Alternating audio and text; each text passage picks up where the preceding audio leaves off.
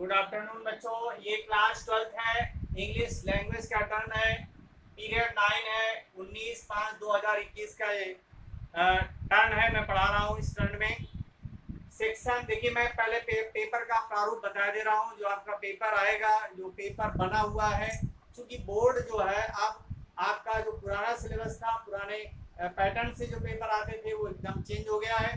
अब आपका CBSE pattern के अनुसार पेपर बन के आएगा। तो इसको 3 सेक्शन में डिवाइड किया गया है। क्वेश्चन पेपर एक ही रहेगा, लेकिन ये 3 इसमें सेक्शन डिवाइड किए गए हैं। 3 सेक्शंस में जो सेक्शन ए लिखा है वो स्किल राइटिंग है। स्किल राइटिंग में क्या क्या पूछा जाता है? नोट राइटिंग है, दूसरा लेटर राइटिंग है और तीसरा ऐसे राइटिंग है।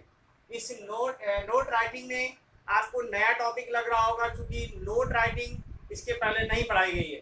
ये नोट राइटिंग मैं आप लोगों को पढ़ाऊंगा, समझाऊंगा, लेकिन इसके पहले आप ये समझ लें, लेटर राइटिंग में फॉर्मल एंड इनफॉर्मल 2 लेटर आते हैं। औपचारिक और अनौपचारिक 2 प्रकार के पत्र होते हैं। तो फॉर्मल जो लेटर होता है, औपचारिक पत्र जो होता है, उसकी भूमिका अलग होती है, और इनफॉर्मल जो लेटर होता है, अनौपचारिक होता है, उसकी भूमिका अलग होती है। 2 प्रकार के लेटर आपको पढ़ाए गए हैं, पढ़ करके आए भी हैं, आपको अच्छी तरह से इसके बारे में जानकारी भी है। ऐसे राइटिंग आपने पढ़ा है पिछली कक्षाओं में, ऐसे राइटिंग इस बार भी पूछा जाएगा। तो ये स्किल राइटिंग के रूप में जाना जाता है। स्किल राइटिंग आपका ये पूछा जाएगा नोट राइटिंग के रूप में, लेटर राइटिंग के रूप में और ऐसे राइटिंग के रूप में। सेक्शन बी जो प्रोज पोएट्री यानी लिटरेचर पोर्शन है, लिटरेचर पोर्शन में पैसेज बेस्ड क्वेश्चन आंसर पहले आते हैं, वो चाहे पोएट्री के हों या प्रोज के हों। आपको ध्यान रखना है, passage based question and answer रखे जाएंगे। दूसरा जो क्वेश्चन है short type question and answer रहेंगे। तीसरा long type question and answer रहेंगे। ये आपको ध्यान रखना है। सेक्शन सी जो ग्रामर है, ग्रामर में वही प्रोसेस दिया गया है जो पहले था, लेकिन थोड़ा सा चेंजमेंट कर दिया गया है। नरेशन, सिंथेसिस, ट्रांसफॉर्मेशन, सिंटैक्स और ट्रांसलेशन इनटू इंग्लिश, ये पैटर्न इसमें रखा गया है ग्रामर में। और इसमें वोकैबुलरी भी है, इसमें antonyms, synonyms, one word and homophone ये आपके लिखे गए हैं। ये आपका पेपर है, मॉडल पेपर है। पेपर का पैटर्न इस तरह से रहेगा। अब आपको हम पढ़ाने जा रहे हैं स्किल राइटिंग में लेटर राइटिंग। आपको ध्यान से देखना है लेटर राइटिंग कैसे आपको कंप्लीट करनी है, लेटर राइटिंग लिखना कैसे है, इस पर आपको ध्यान देना है। तो ये आप नोट कर लें और समझ लें। इसके बाद मैं आपको लेटर राइटिंग लिखाने जा रहा हूँ। लेटर राइटिंग में इनफॉर्मल लेटर क्या होता है ये आप सभी को मालूम होगा, और फॉर्मल लेटर क्या होता है ये भी मालूम होगा। तो आइए हम सबसे पहले फॉर्मल लेटर के बारे में आपको जानकारी दे दें। फॉर्मल लेटर क्या है, ये आप सबसे पहले फॉर्मल लेटर के बारे में समझ लें, पढ़ लें, सुन लें। अगर किसी को कोई प्रॉब्लम हो रही है तो वीडियो स्लो करके आप अच्छे से समझ सकते हैं, ये आपकी जिम्मेदारी बनती है। इसके लिए हम रिस्पॉन्सिबल नहीं है। आप बार बार कंप्लेन करते हैं, सर आवाज़ नहीं सुनाई दे रही है, आवाज़ धीमी आ रही है, वॉल्यूम कम है। ये आपकी जिम्मेदारी भी है। ये आप अच्छे से समझ लें, और ये समझ चुके होंगे। मैं इसको इरेज करके आगे आपको ये लेटर राइटिंग में मैं पढ़ाने जा रहा हूँ। देखिए, पैसेज बेस्ड जो है नोट राइटिंग ये आपको नहीं पढ़ाई, लेटर राइटिंग आप पढ़ चुके हैं, इस राइटिंग भी पढ़ चुके हैं। Passage based question and answer complete कराए जा चुके हैं। 60 क्वेश्चन आंसर कंप्लीट कराए गए, लॉन्ग नहीं कराए गए, ये कराए जाएंगे। और नरेशन पूरा टॉपिक पढ़ाया गया है। आज मैं होमवर्क में वोकैबुलरी देने जा रहा हूँ, इसमें एंटोनिम्स, सिनोनिम्स, वन वर्ड और होमोफोन्स रहेंगे। सिंथेसिस, ट्रांसफॉर्मेशन, सिंटैक्स और ट्रांसलेशन इनटू इंग्लिश, ये नेक्स्ट टॉपिक में हम पढ़ाएंगे, नेक्स्ट टर्न में पढ़ाएंगे। और आप ये पढ़ चुके होंगे और समझ चुके होंगे। आइए हम लेटर राइटिंग पर फोकस कर रहे हैं। ये देखिए,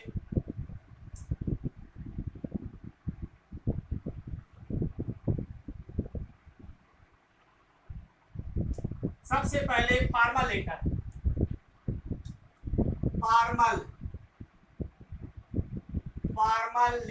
फॉर्मल लेटर मीन्स होता है औपचारिक पत्र। क्या होता है? औपचारिक पत्र, हिंदी में औपचारिक पत्र कहते हैं। औपचारिक पत्र क्या है ये आप जानते होंगे, जिसमें हम किसी को ऑफिशियल लेटर भी कहते हैं। क्या कहते हैं? फॉर्मल लेटर को ऑफिशियल लेटर भी कहते हैं। ऑफिशियल लेटर का मतलब होता है जो हम करने के लिए लिख रहे हो, अपनी बात यानी कहने के लिए, रखने के लिए जो बात हमसे एप्लीकेशन कर रहे हो, हम अप्लाई कर रहे हो, तो वो फॉर्मल लेटर होता है। फॉर्मल लेटर में सपोज दैट एक लिखा गया क्वेश्चन आ गया, write a letter to the SSP. SSP इसका मतलब होता है सुपरिटेंडेंट ऑफ, सुपरिटेंडेंट ऑफ क्या होता है, आप पुलिस है ना, तो एसपी लिख सकते हैं, सीनियर सुपरिटेंडेंट ऑफ पुलिस लिख सकते हैं, ये एसपी है। और डीएम डिस्ट्रिक्ट मजिस्ट्रेट, एसएसपी और डीएम किसके लिए लिखा जा रहा है, your city requesting to him to improve the law and order situation in your area, requesting him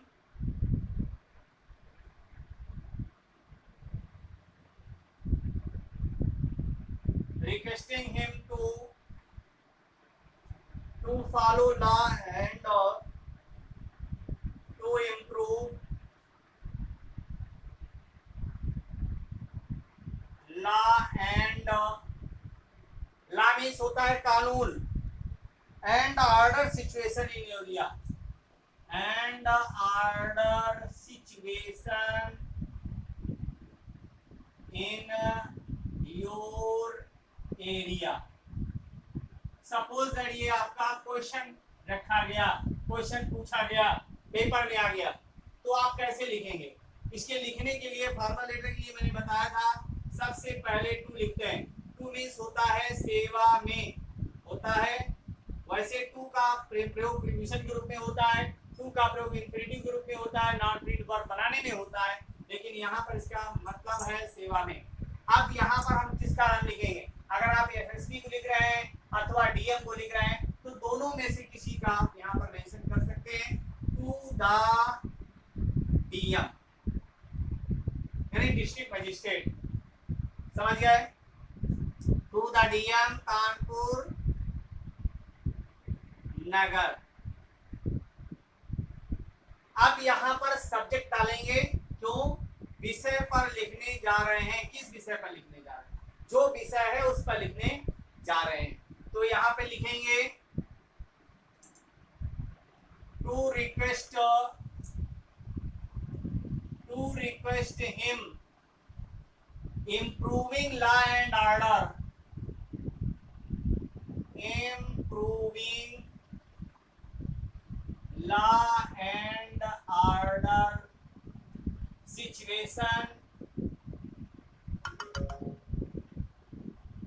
situation in your area, in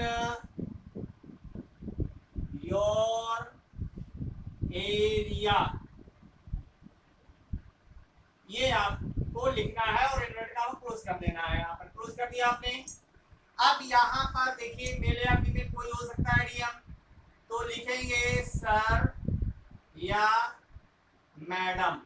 तो मैडम के लिए यहाँ पर ऐसे अपॉस्ट्रोफी लगा करके हम लिख देते हैं, इसका शॉर्ट फॉर्म है सर या मैडम, समझ गए। यहाँ पर हम लिख सकते हैं रिस्पेक्टेड सर या madam.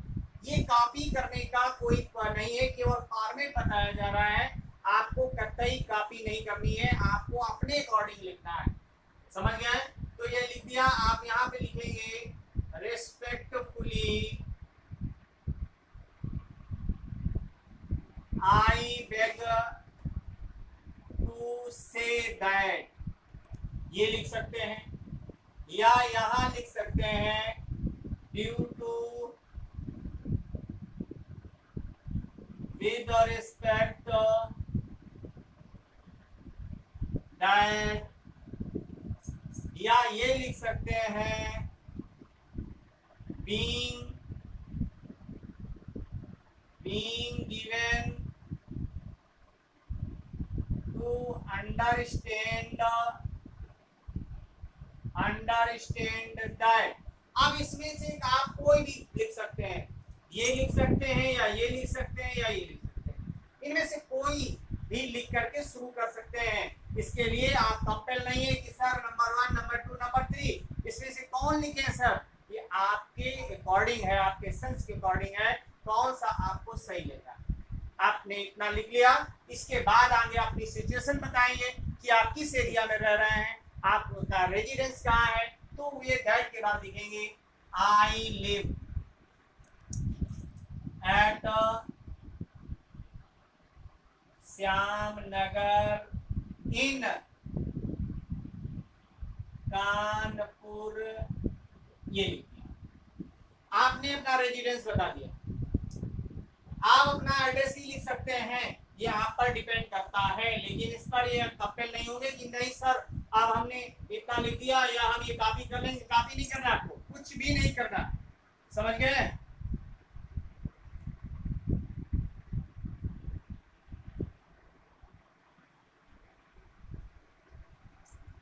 I wish to draw attention about my area, my area।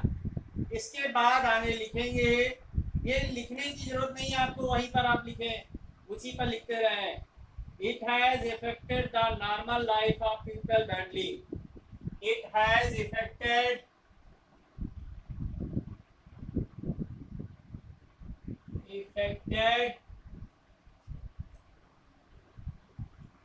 normal life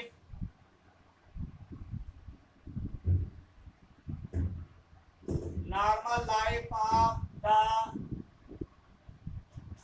people, यानी लोगों के सामान्य जीवन पर इसने प्रभाव डाला है, प्रभावित किया है। किस पर प्रभावित किया? सामान्य जीवन पर। तो यहाँ पे लिखेंगे there are frequent cases of chain snatching, robbery and kidnapping. There are लिखेंगे, क्या लिखेंगे? There are frequent cases, there are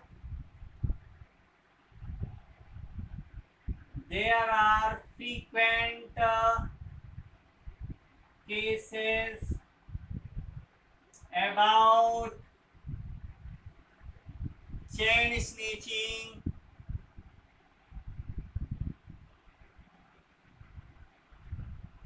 snatching, robbery and kidnapping। यानी चैन स्नैचिंग की, रॉबरी की और किडनैपिंग की घटनाएं बहुत ज्यादा हो रही हैं। ये आप ध्यान दे, इसको अट्रैक्शन करने के लिए कह रहे हैं। आगे लिखा हुआ है, आगे लिख सकते हैं the criminals room about fearlessly. The criminal, यहाँ पे क्या लिखेंगे? द क्रिमिनल, क्रिमिनल भी समझ गए होंगे, क्रिमिनल यानी क्राइम में जो जुड़े हुए हैं वो क्रिमिनल्स हो गए। क्रिमिनल्स रूम, आप कहोगे सर रूम तो हमने पढ़ा, रूम मींस कमरा होता है, लेकिन यहाँ पर रूम का मतलब है घूमते हैं फियरलेसली, निर्भीकता के साथ। फियरलेसली का मतलब हो गया निडरता के साथ। वह क्रिमिनल्स यहाँ इधर उधर घूमते रहते हैं, ये ध्यान दिया जाएगा। रूम का मतलब यहाँ पर घूमने से लिखा गया है, मूव नहीं लिखेंगे, मूव का तात्पर्य अलग हो जाएगा, ठीक है। इसके बाद रूम में अंतर है, ROOM नहीं है, ROAM है। The people are extremely frightened due to these criminals. The people are, क्या लिखेंगे? People are frightened, FRIGHTNED, frightened, डरे हुए हैं। किनसे? किनसे डरे हुए हैं? फ्रॉम दोज क्रिमिनल्स, उन क्रिमिनलों से, यानी जो क्राइम में संलिप्त हैं, उनसे लोग डरे हुए हैं। ये आपने लिख दिया, ये कॉपी करने की जरूरत नहीं है, आप अपने स्वयं के अनुसार लिख सकते हैं। आगे देखिए, इसको अभी पूरा कंप्लीट नहीं हुआ, सो यहाँ पर हम लिखेंगे, क्या लिखेंगे? देखिए ध्यान से, देयरफॉर, ये पैराग्राफ चेंज करके लिखेंगे, देयरफॉर आई रिक्वेस्ट यू, मैं आपसे निवेदन करता हूं, that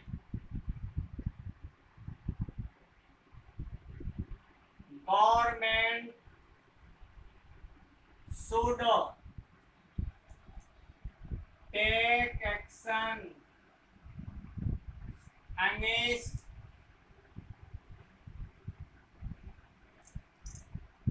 those criminals so that people could feel, महसूस कर सकें, क्या क्या महसूस कर सकें, आराम महसूस कर सकें, सुविधा महसूस कर सकें, relax from criminals. I hope that, मैं आशा करता हूं कि you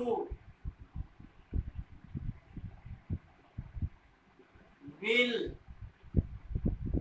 take hard step against them, यानी आप उनके खिलाफ कठोर कदम उठाएंगे, against them। इतना लिख करके ही नहीं रुकेंगे, आगे लिखेंगे। और अभी ये मैंने फॉर्मेट बताया है, इसके लिए कॉपी की जरूरत नहीं है, आप अपने शब्दों में लिख सकते हैं।